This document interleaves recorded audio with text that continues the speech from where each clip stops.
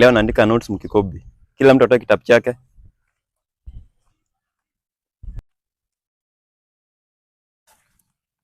Bro, nisaidie kalamu moja.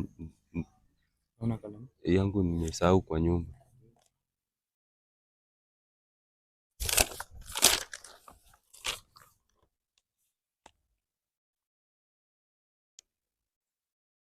A few moments later. Kalamu yangu.